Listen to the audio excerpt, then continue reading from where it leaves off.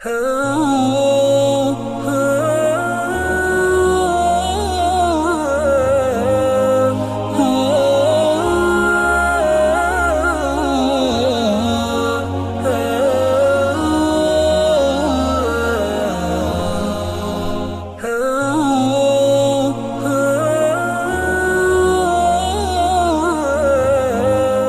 باللہ من الشیطان الرجیم بسم اللہ الرحمن الرحیم الحمدللہ نحمدہ ونستعین ونستغفر ونؤمن بہ ونتوکل علیہ ونعوذ باللہ من شرور انفسنا ومن سیئات اعمالنا من یهد اللہ فلا مضل له ومن یضلل له فلا هادی له ونشهد ان لا الہ الا اللہ وحدہ لا شریک لہ ونشهد ان سیدنا مولانا محمد عبدہ ورسولہ اللہم صلی علی محمد وعلی آل محمد وبارک وسلم اما بعد السلام علیکم ورحمۃ اللہ وبرکاتہ۔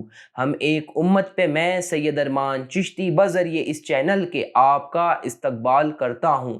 اس موضوع سے قبل ہم نزول وحی کے بارے میں جان چکے ہیں اور آج کا ہمارا موضوع ہے دعوت اسلام، اور اس موضوع میں ہم دعوت اسلام کے 3 دور کے بارے میں جانیں گے۔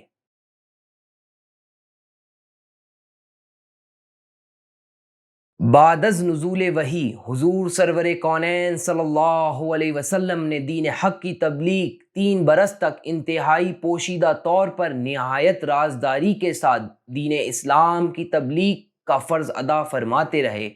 اس دوران آپ کے گھر سے حضرت خدیجہ سلام اللہ علیہا و علیہ السلام اور امام علی ابن ابی طالب علیہ السلام نے ظاہری طور پر دنیا کے سامنے اللہ کی توحید اور رسول اللہ صلی اللہ علیہ وسلم کی نبوت کی گواہی دی۔ آپ کے احباب یعنی دوستوں میں حضرت ابو بکر رضی اللہ عنہ نے گواہی دی اور غلاموں میں حضرت زید بن حارثہ عنہ ایمان لائے۔ ان 3 سال کی دین حق کی تبلیغ میں حضرت عثمان، حضرت زید بن العوام، حضرت عبد الرحمن بن عوف، حضرت سعد بن ابی وقاص، حضرت طلحہ بن عبید اللہ رضی اللہ عنہ بھی جلد ہی دامن اسلام میں آ گئے۔ پھر چند دنوں بعد حضرت ابو عبیدہ، حضرت ابو سلمہ، حضرت عبداللہ بن الاسد، حضرت اکرم بن اکرم و حضرت عثمان بن مظعون اور ان کے دونوں بھائی حضرت قدامہ اور عبداللہ بھی دین حق پر ایمان لا کر سرفراز ہوئے۔ پھر کچھ مدت بعد حضرت ابو ذر غفاری، حضرت صہیب رومی و حضرت سعید بن زید اور ان کی بیوی فاطمہ بنت الخطاب حضرت عمر کی بہن نے بھی اسلام قبول کر لیا۔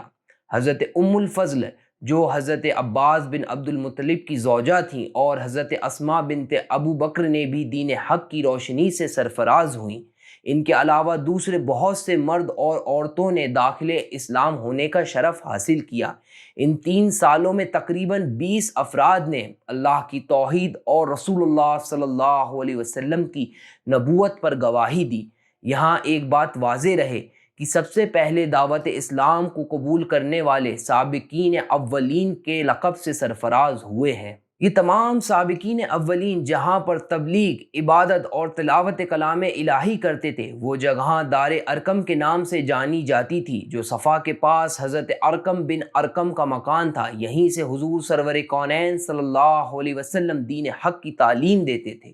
اسی دار ارقم میں حضرت عبداللہ بن مسعود رضی اللہ عنہ نے آپ صلی اللہ علیہ وسلم کے سامنے عہد کیا کہ یا رسول اللہ صلی اللہ علیہ وسلم، میں حرم میں تمام اہل مکہ کے سامنے جا کر تلاوت کلام الہی کروں گا، اور آپ نے حرم میں مقام ابراہیم سے سورہ رحمان کی تلاوت کی۔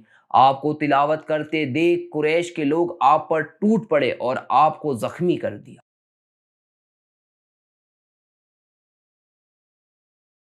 جب حضور سرور کونین صلی اللہ علیہ وسلم نے 3 سال تک دعوت اسلام دینے کے بعد مومنوں کی ایک جماعت اخوات و تعاون کی بنیاد پر قائم کر لی، جو اللہ کا پیغام اور اس کی توحید کو پھیلانے کا بوجھ اٹھا سکتی تھی، اس کے بعد حضور صلی اللہ علیہ وسلم کو اللہ سبحانہ و تعالیٰ کی طرف سے حکم ہوا کہ اپنی قوم کو کلام حق کی دعوت دیں اور ان کے باطل کو خوبصورتی کے ساتھ رد کریں۔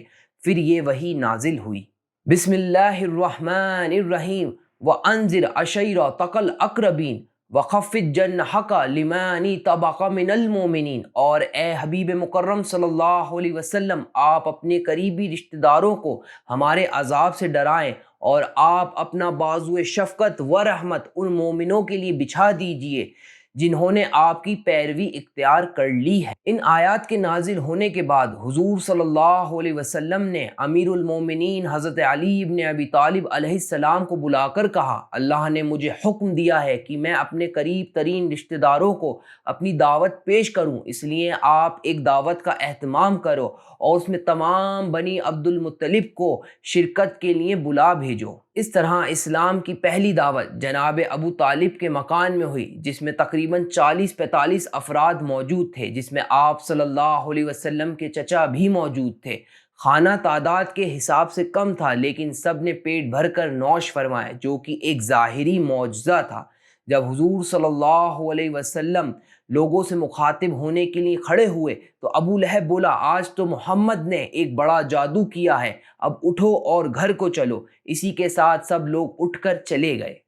دوسرے دن پھر جناب ابو طالب کے مکان میں دعوت کا اہتمام کیا گیا۔ اس دعوت میں تمام سردار قریش حاضر ہوئے اور تمام نے دعوت کو نوش فرمایا۔ اس کے بعد حضور سرور کونین صلی اللہ علیہ وسلم نے خطبہ پڑھ کر اللہ کی توحید اور اپنی نبوت کا اعلان کرتے ہوئے لوگوں کو بت پرستی چھوڑنے کا حکم دیا، اللہ کے عذاب سے ڈرایا، صراط المستقیم پر چل کر اپنی دنیا و آخرت سنوارنے کی نصیحت دی، اور لوگوں سے جواب طلب کیا، کیا تم گواہی دیتے ہو اللہ کے سوا کوئی معبود نہیں اور میں محمد اللہ کا رسول ہوں؟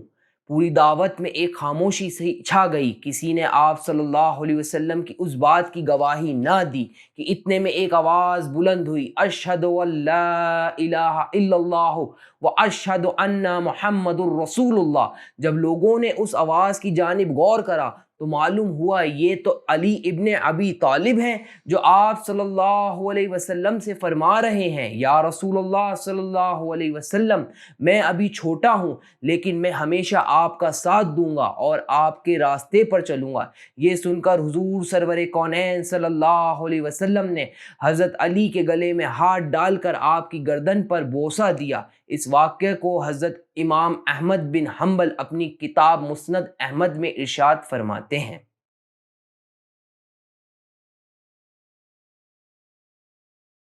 اب وہ وقت آ گیا، اعلان نبوت کے چوتھے سال میں حضور صلی اللہ علیہ وسلم پر سورہ ہجر کی آیت بسم اللہ الرحمن الرحیم فصدع بما تؤمر وأعرض عن المشرکین، پس آپ وہ بات اعلانیہ کہہ ڈالیں جس کا آپ کو حکم دیا گیا ہے، اور آپ مشرکوں سے منہ پھیر لیجئے۔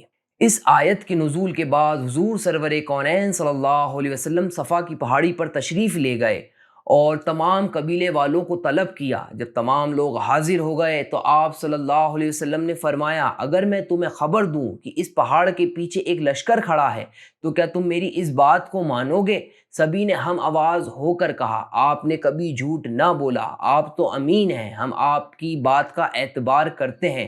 پھر آپ نے فرمایا، میں تم لوگوں کو عذاب الہی سے ڈرا رہا ہوں، اور تم لوگ اگر ایمان نہ لاؤ گے تو تم پر عذاب الہی نازل ہوگا۔ یہ سن کر تمام لوگ آپ کے مخالف ہو گئے اور ناراض ہو کر وہاں سے رخصت ہو گئے، اور اس کے بعد آپ کی شان میں گستاخانہ باتیں کرنے لگے۔